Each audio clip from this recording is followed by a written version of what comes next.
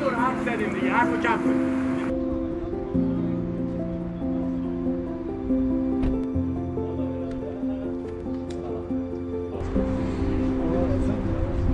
معرفی چی کنم؟ ببخشید من یه ذره اون جلو عذرخواهی می‌کنم. سلام عرض می‌کنم خدمت شما. خوشحالم. بچه‌هایی که واقعا دارن زحمت می‌کشن برای نام ملوان.